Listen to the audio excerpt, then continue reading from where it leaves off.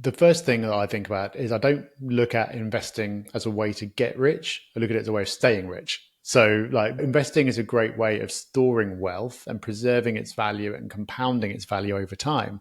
But you shouldn't look at it as a way of making money in the first place.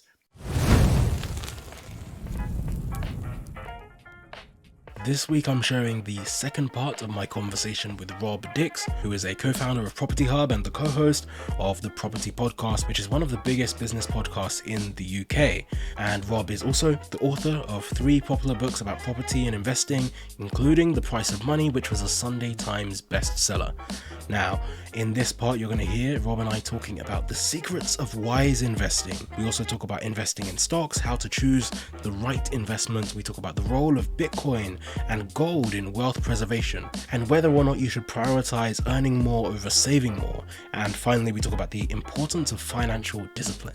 So you can get the full show notes, the transcript, and read my newsletter at theknowledge.io. And you can find Rob on Twitter and LinkedIn at Rob Dix, and his website is propertyhub.net. Now, if you love this episode, please do share it with a friend, and don't forget to leave a review wherever you listen to podcasts, because it helps us tremendously to find other listeners just like you. During that same period, you also saw lots of startups blow up, but because they were investing in crazy stuff. So, maybe you have people that are investing their company, they're investing in Bitcoin, or they're investing in other cryptocurrencies, which blow up overnight, or they're investing in crypto funds, or they're investing in lots of different things that all of a sudden could go up in flames, and that creates a lot of knock-on effects. It creates a lot of problems. But historically, bonds are supposed to be safe. And so now we have this problem, and I'd love to know how you reconcile this, where, okay, we've said you shouldn't hold your money in cash because that's not safe, because inflation is going to be higher than whatever you're getting from your bank, especially if it's not in a savings account. If it's just in your current account, your checking account, you're getting nothing. And so you're losing money just by holding it there. And then potentially there's some risk even in bonds, because what happens, unless it's like a US government bond, even then, what happens if the yield curve inverts or something like that? Bonds have some risk, even though they're presented as being the least risky thing. And then, of course, equities as well. Equities can also be risky, where you're essentially investing in the stocks of companies. Something could happen to a stock overnight that is completely random, seems almost unrelated. I can imagine, for example, if you were a shareholder in Adidas, when suddenly Kanye West starts saying some random stuff. Day to day, he feels very unconnected from the company, but actually the Yeezys that he makes make a lot of money from the company. You might have been investing in Adidas for completely different reasons, or you're invested in a fund that holds Adidas stock, and then suddenly it all goes down because, someone over here said something that people don't like. So it's crazy that there's a lot of places you could put your money that all seem volatile in their different ways. Yeah. And that's it. They are all volatile in their different ways. And so the first thing that I think about is I don't look at investing as a way to get rich. I look at it as a way of staying rich. So, like, investing is a great way of storing wealth and preserving its value and compounding its value over time. But you shouldn't look at it as a way of making money in the first place. So if you start trying to chase returns and you start trying to make the highest return possible, that leads you towards riskier investments. You're investing in some kind of weird coin that, like, someone's told you on Twitter is going to blow up or whatever, but you don't really know. Or like you take a punt on one particular company because you believe something's going to play out. Like, it can work, but it could also not work, and it can be significant. So if you're steady in like focusing on earning, and that's where your attention is, then you're ultimately going to do far better. And you've got control over that. You've got control over your earnings in a way you don't with your investments. But then with investing, what you said was that they're all risky in their own way. And that's completely right. But if you combine a lot of different types of investment, then they're all risky in different ways. And so generally speaking, if you diversify as widely as you possibly can, then you're spreading your risk out across lots of different things. So like the obvious example is, well, so you invest in Adidas and something random happens. But if you invested in 100 different companies or 1,000 different companies, then it doesn't make so much difference, because another company will have a good day and it will average itself out. But then if all of those companies are in the US, then the US could have an issue compared to the rest of the world. So you diversify out further and go, okay, well, I'm going to own companies spread across the whole world. But then like something can shake the whole market in general, and the whole of equities everywhere can have a bad time. So that's when you want to be holding something like bonds that are supposed to move inversely. I question whether they do, but at least they're generally not subject to the same forces at the same time. You can own things like gold that, in theory, will do better when there's uncertainty. You can have assets that do well when there's inflation. You can have assets that do well when there's deflation. Basically, if you own a whole bit of everything, some of which they'll all do well at different times and under different conditions. So on the whole, it all averages itself out. So I think really that's the best most of us can hope for, is just go, I don't know, I'm just going to have all of it. So a quick one I wanted to ask on that, actually, because, it will partly be useful for me, but I think it'll also be useful for a lot of people listening. Is there any particular way that you think about investing in equities in general? So speaking specifically about this asset class, just because I've taken a lesson in the last few years from investing, I definitely tried to diversify my investing. So as much as I gave Added as an example, I only invest in funds that have loads of stocks. I couldn't tell you what all the constituent parts are, but I do check sometimes, and I have a vague idea of, okay, this is the split between different geographies and different sectors, different industries, etc. But this kind of ties back to what we were talking about, where there was one fund, just a Vanguard fund that I was invested in, that because I'm in the UK, it's largely UK denominated. And it hasn't been terrible. It's actually done okay. But compared to then, I was looking at like a US version that's pretty similar, but a lot more weighted towards the US or a lot more weighted towards the rest of the world. Then suddenly there's a drastic difference in the outcomes, because as much as I thought this had gone well over the past, let's say, 5+ years, because the UK economy hasn't been doing that great, suddenly I'm leaving a lot of returns on the table. So even though I've got this diversified fund that I'm investing in, it still is maybe diversified in the wrong ways relative to how well the economy's done. So is there any way that you think about that? Well, the way that I would look at that is that is almost an inevitable consequence of diversifying, that you'll always be able to look at things that have done better. Because if you could pick the best and you knew in advance that it was going to be the best, obviously you'd do that. But then by diversifying or deliberately saying, well, I don't know. And so if you'd invested like 100% in the S&P 500 in the US, over the last 20 years, it's like beaten the hell out of everything. And that's largely driven by a few big companies. So if you'd known that, yeah, of course you'd do that. But the trouble is, people assume that the future is going to keep on looking like the past, and it's not. So just because the US has dominated for the last 20 years, it doesn't mean it is for the next 20. It's probably making it less likely that it's going to dominate for the next 20. So you can take the opposite view and you could go, well, actually, the UK is looking cheap right now. If you look at the relative valuations of the two, UK companies look cheap, especially outside the FTSE 100. Therefore, I'm going to invest in that, because then if everything reverts to the mean, it's got a higher chance of going up.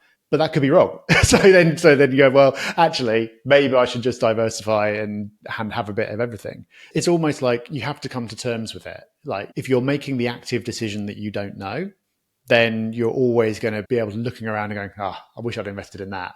But the way you have to ask yourself is like, well, would I have invested in that really? Like, did I know that that was going to be the winner, or would I have just been lucky? So that's something that I like to do is I take 90% of my portfolio and I just spread it as widely as I possibly can. And I go like, I don't have a clue. And then I keep 10% of my portfolio to just do random stuff with, to get things out of my system. Because then it feels like if I think I'm a genius because I've spotted this thing that's going to do really well, then I get to do that. And sometimes I'm right, sometimes I'm wrong. Normally I'm wrong, but it doesn't matter because it's only 10%.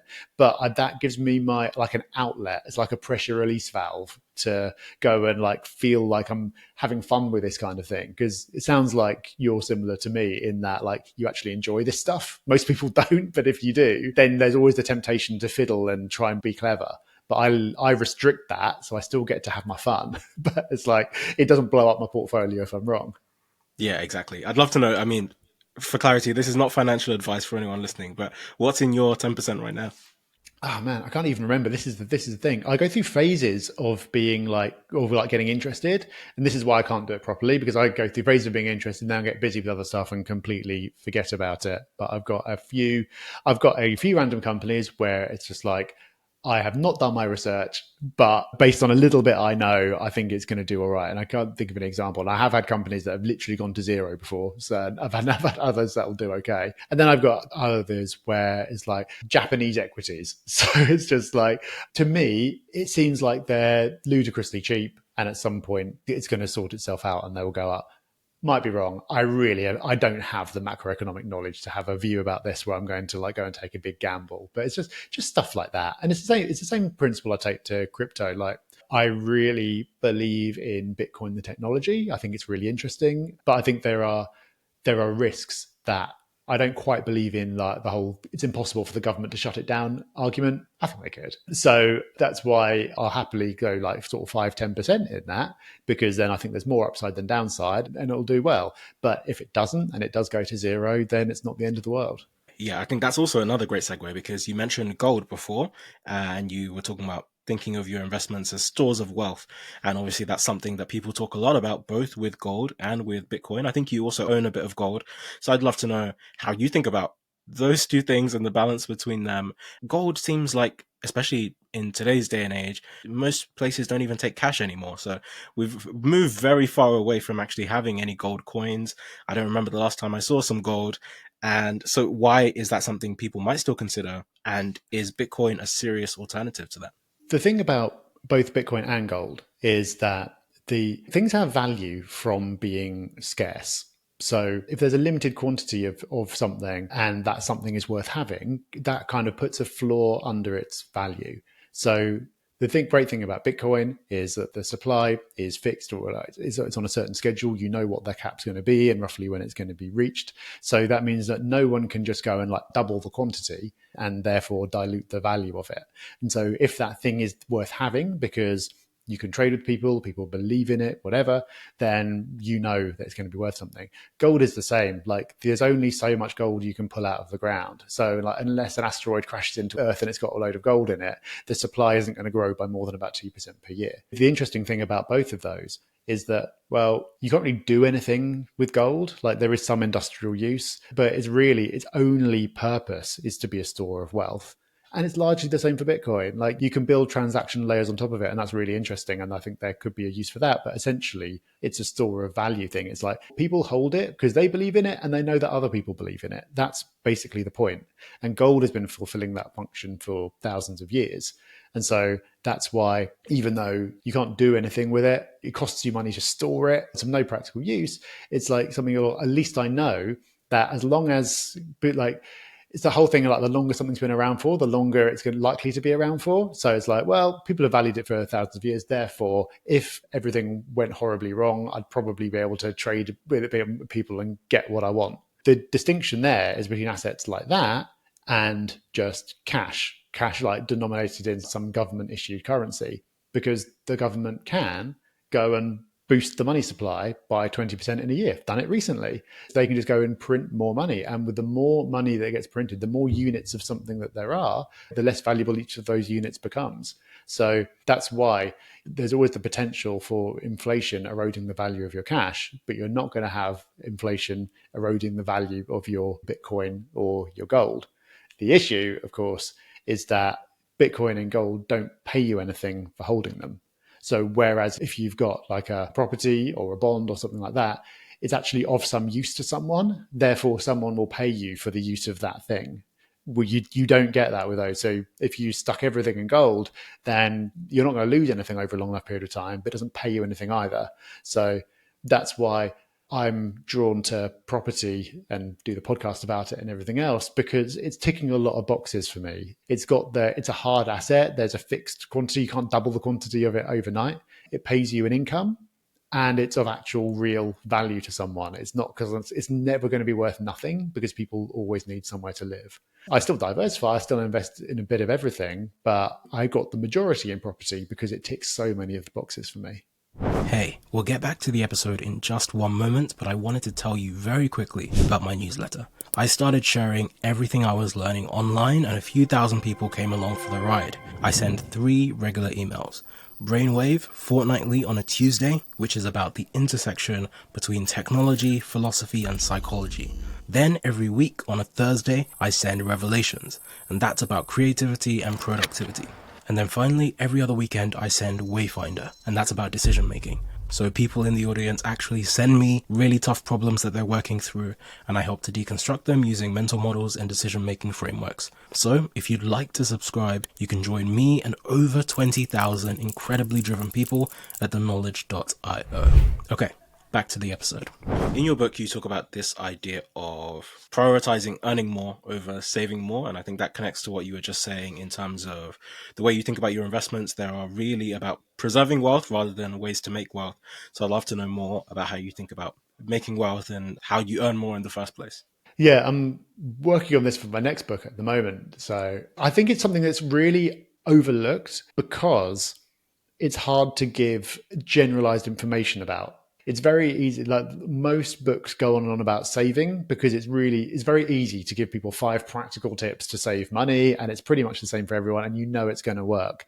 But when it comes to earning more, there's just a million different ways of doing it. But when you start talking about earning more, then it naturally guides you towards entrepreneurship. Like that's the way for most people to sort of like generate serious wealth is through ownership of a business because it's got so much embedded leverage. It's not like you turning up for work every day and you have to be there or you don't get paid and you can't have 10 of you turn up because there's only one of you. If you've got a business and it's doing something that people want, then you can be spending the same amount of time on it, but you've got 100 people working on this thing. Therefore, you're producing that result for more people. Therefore, the business is more valuable.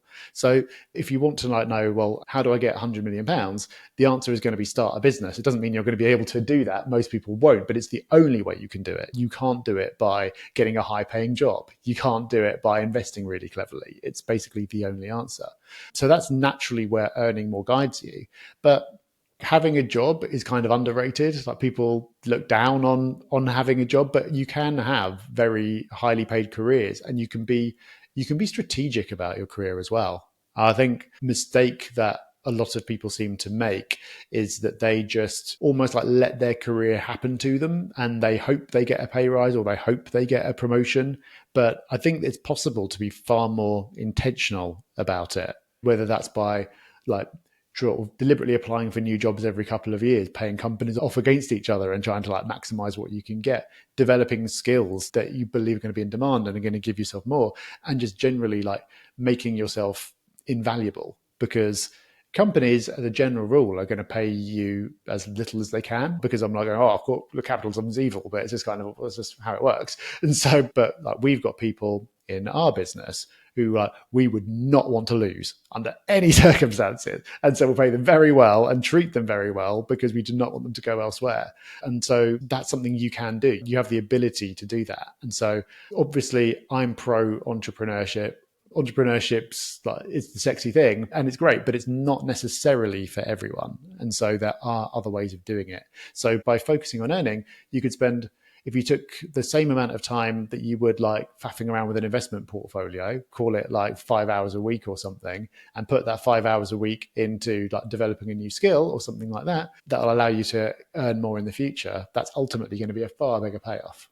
I think I'm kind of 50-50. Well, I'm not really 50. I'm 100-100. So on the side of entrepreneurship, I am 100% agree.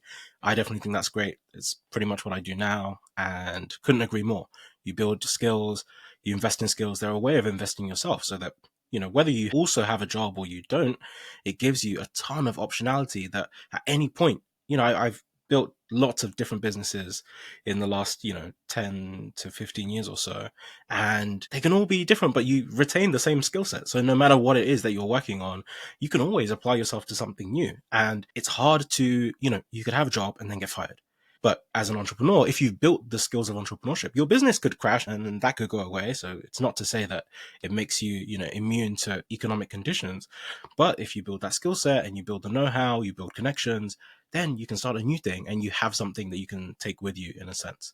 So I'd say that one pushback I would have, and I'd love to hear your thoughts on this, just in terms of, I'm thinking about this within the context of having a job, kind of the balance between, okay, earning more versus saving more.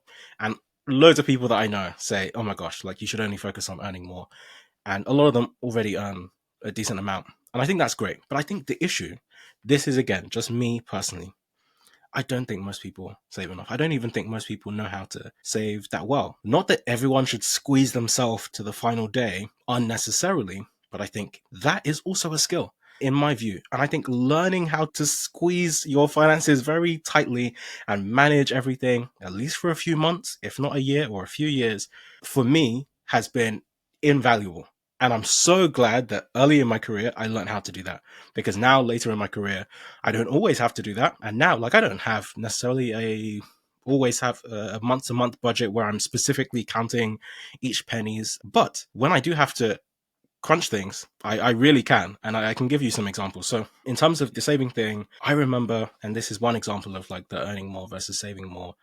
I remember, so this is when I first started training at a corporate law firm, and I was talking with one of the other trainees that came from quite a wealthy background. So they had like a house in the country with stables and all that kind of stuff. And I remember one day, you come in and you're having a chat, and they happen to have bought a boat over the weekend. And obviously that is not the average life for most people. And I remember asking them like how much they save each month. And he saved half as much as I did. And I got paid so much less. He didn't necessarily know that, but so much less that it would be almost embarrassing to say. But I was saving twice as much, which is insane. And I don't even know how that's possible, but it seems to be a recurring thing. I know lots of people that earn over six figures a year, and they tell me how much they save. And I just say, like, where's the rest of it? Like, what happened there? And so I think that's part of the problem. You have this lifestyle inflation where if you never learned how to manage money in an efficient way, or I think your framing of what efficient saving looks like and efficient money management looks like scales up and down based on like what's the lowest that you've had to do it at. So if you think, oh my gosh, I'm really squeezing myself, but you're going to eat at like fancy restaurants only four times a month instead of, every other night, then that feels like, oh, tremendous financial hardship. Whereas for another person, it might not. So yeah, I'd love to know what you think about that. And okay, the other example I was going to give you of how that has then been useful for me personally is that, so obviously I was kind of playing like this mental game of how much I can save as a proportion of like total income. So maybe you start from, I don't know, 5 or 10% that you can save, and then you keep going up. It goes to 30%, it goes to 50, 60%. And then on the side of working, I was also then running some businesses. And so even in my previous job, at one point, I got to 100% of my net income that I could save because I was also making money outside of work. And then I was like, oh, I could push that even more. Then can I make 100% of my gross income? And so now from the gross income that I'm not even receiving some of it, I can save that much as well. And so obviously that's completely outlandish to the average person. So I'm not saying that that is true. But the reason I bring it up is because I quit that job. And so suddenly my income went down by half, or, slightly more than half. And so suddenly I'm in a position where if I had not learned how to manage my finances and stuff, it's great that the entrepreneurship gave me the optionality to then quit that job and only focus on what I want to do.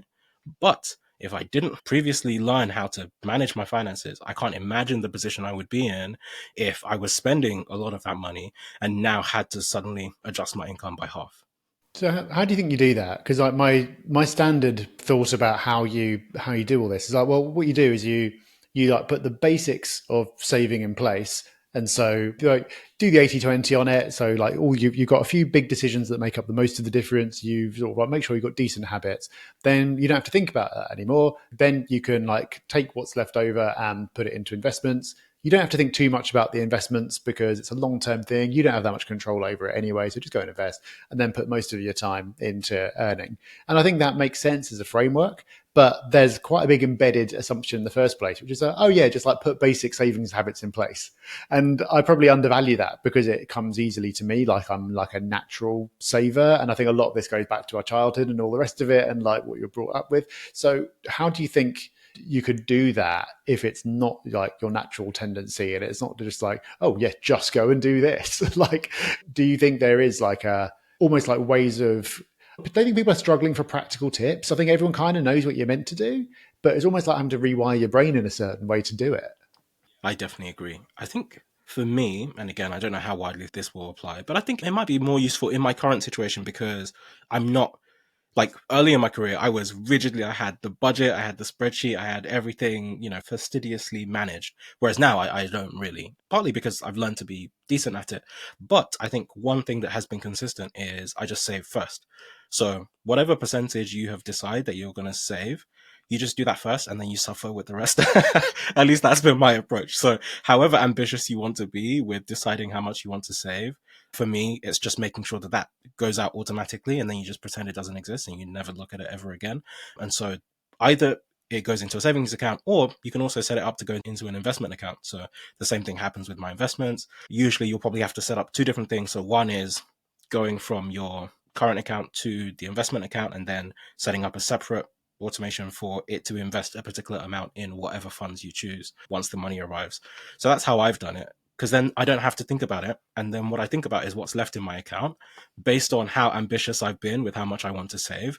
And then that's what I worry about. So now it's like, okay, this is the money I have left. Then I can figure out what to do with it. And then depending on how ambitious you've been, you can figure out if you need to budget or not. So some people from that remaining amount, they're going to go to, I don't know, like a fancy restaurant and they're going to spend half of it and they're going to say, oh my gosh, I can't pay my bills. But some people might be like, okay, it's kind of all right. I can manage it. So that's kind of what I do now, where from the remaining amount, then I just figure out how to use it. It never really goes down to absolute zero, but I think that's how I think about it. I think it makes a lot of sense. It's like it goes back to rich dad poor dad, pay yourself first. Like it works, doesn't it? And it's like it's making the decision when you're at your best, and like that decision then taken out of your hands, and you're left to deal with the consequences, which I think is a smart way of doing it. Something else that I think about a lot is conscious spending, because whenever you're making a decision about spending money, you're saying that you're valuing the thing that you're spending money on more than you value the money. If you didn't believe that, you wouldn't be making the trade. So in a perfectly optimized world, you would be only making good decisions because you'd be thinking about everything and going, well, yeah, I'd rather have this than the money. But in practice, I think we're really bad at knowing what we want. And so it's like, well, do I really want this thing? Or am I just spending this because it used to make me happy and it doesn't make me happy anymore? It's just a habit. Am I doing it to impress someone else? Or am I doing it because it's what other people say will make me happy? Is there a load of spending that's just set up on autopilot and I've forgotten about it? I'm not even getting any benefit from that. That's going to be the case for almost everyone. I'm sure it is for me. So if you can really be conscious about it and make that decision, just like for every bit of spending, like, does it actually make me happier? Do I value it more than the money? Then that should automatically lead to making better decisions. But of course, it does involve knowing what makes you happy, which is harder than it sounds. One thing I did want to ask you, specifically because you're married, you have kids, a lot of people, the reality is they're not just making financial decisions for themselves. They have to make financial decisions with their family or on behalf of their family. And I think you've been married for something like 13, 14 years as well. So I'd love to know how you think about, specifically, actually, one thing a lot of people struggle with these days, particularly, I think how people feel about money management has evolved, where people are now trying to figure out, okay, do I share an account with my partner? Do I not? How do I do that? And I think you share an account. So I'd love to know how you think about financial decisions in your household, what's worked, what maybe hasn't worked. The trick here is pick the right partner. Like if you get that right, everything's easy. And if you don't, then you've got problems. And a lot of that is about having alignment, because like people are weird about money. Everyone's weird about money. Like I said, it goes back to childhood, and it's like people are completely irrational about this. And you don't have to get into the psychology of why, but it's true. And so you want someone who's kind of wired in the same way as you are, but can also like similar enough but different enough, I would say. So like if you've got two people who are both like hyper frugal, then you're probably just going to like push each other to get more and more extreme, and you'll end up just like, I don't know, living in a box or something. But then if you've still got two big spenders, then that can be a problem as well. So you probably want people who are going to just like push each other a little bit. Like my wife pushes me a little bit more towards spending without going too far, and talking about it and like not being afraid to have conversations about money is the absolute key to the whole thing. I don't have a strong view about whether you should share accounts or not. I don't know if it matters. I'm sure different things will work for different people, but there are so many cases of people who are like deliberately hiding things about money from their partner, or they don't know anything about their partner's financial situation. I'm just not convinced that's healthy. I think it's such an important thing. Like you spend most of your day working to get money. It's a pretty important topic. You might feel like it shouldn't be, but it is. So it's something that I do think you need to be able to talk about. Do you have any way of thinking about your goals or what you're trying to achieve financially, whether that's in terms of saving or investing, or when you put all of these things together? I think that's another thing a lot of people struggle with, is trying to figure out like what is it actually for? What do they actually want? We talked a bit earlier about, okay, I want to buy a house. I want to get on the housing ladder. Why do you want that? Because my granddad said so. Or, because I see people on Instagram and everyone has these things. And so I want these things. So I wonder how you think about that. Well, this is the ultimate question because the ultimate secret, everyone wants more. Everyone, however much they've got, always wants more. And they always want roughly double what you've got now. And this has been true for me, and it's been true for everyone I've ever spoken to about this. It doesn't matter what your level of wealth is. You always go, if you've got 1 million, you go, if I just had 2 million, then that would be enough. At that point, I wouldn't have to worry about it anymore. I'd be satisfied at that point. Then you get to two, and you want four, and but it literally scales up to billions, and it scales down to hundreds. It's crazy. So the ultimate secret is to try to break out of that, and because what you really want. Have you read the book Die with Zero? Yes, yeah, I love that. So that I love that book, and I think it does that. It puts it in the best possible way, which is that whenever you're earning money, you're basically you're exchanging your time, you're exchanging your life energy to get money. Therefore, the correct way of doing things is to have like work just enough that you can do all the things that you want to do, and then at the end of your life die having spent everything, because that meant that you would have exchanged exactly the right amount of time and life energy for money. And it doesn't quite work out that neatly, but I think that's a really good way of looking at it. So the goal that I have is really simple. Like the core goal is just like, I want enough money that I can do what I want to do and not have to think about money. But it also helps that like I enjoy doing the types of things that end up making money. I enjoy business and I enjoy investing. So you will and then you then end up like going off on side quests and like wanting to go and like make more money because it's fun, and like almost like the game of trying to do something is more important than the money itself. But that's what it's all about, really, when it comes down to it. It's just like, can I do what I want to do without worrying about this too much? And for me, if you get to that point, then you've won. You might go and create new extra goals after that because it's so hard to break out of the cycle of I want more, more, more, more. But you kind of deep down know that you've won at that point. So one of the last things I wanted to ask you was about mistakes. And so funnily enough, so Charlie Munger talks about this idea of inversion. The phrase that he had was, tell me where I'm going to die so I never go there. And it's this idea of, instead of trying to be smart, trying not to be stupid. So I guess the two parts of that question that I wanted to ask you is, first of all, is there anything in retrospect that you like a mistake that you made, or a war story of your own, or something that you've learned from? I think there's probably three types of mistakes. So one type of mistake is about the facts. So there's something you didn't know that you then learned afterwards. Another type of mistake is maybe one of emotion. So you knew what you should have done and you just didn't do it. And then the third is just a pure error. Like all the facts were right there in front of you and you just did the wrong thing. So I'd love to know if there's something in those categories. And then the final part of that is just, are there any anti-goals that you think people should have? Like things that people should definitely avoid at all costs? Really good questions. Hard to do justice to. I think that I've made like loads of mistakes, loads of invested mistakes. Like we did a property development that we lost £1 million on. That wasn't great, and that was just like pure, just like thinking we knew more than we did, like, and getting outside of our area of expertise. I think if you can, the ideal is to learn from other people's mistakes. I find, at least for me, I can only learn from my own. So I have to make the mistake for myself. I can hear someone else talking about it, and I'm like, oh yeah, but it's different because of this reason I've just made up. So like, I think the only way to go about it is to try to, similar to taking 10% of your portfolio and like putting it into fun stuff, just like do it at small enough stakes that you don't completely blow yourself up. So you get the lesson without having like absolutely ruined yourself over it. But yeah, I've invested in companies that have gone to zero. I've lost £1 million on a property development. I've made, every mistake there is, but that's okay. That's how you learn. And that's why, I don't know, maybe Charlie Munger had it all sorted out in his 30s, but by the time you get to 90 plus, then by that point, you've had a chance to observe a lot and make a lot of mistakes. And by that point, you've got it all figured out. Okay, perfect. And is there anything specifically you'd say to avoid? I'm big on like reversible decisions.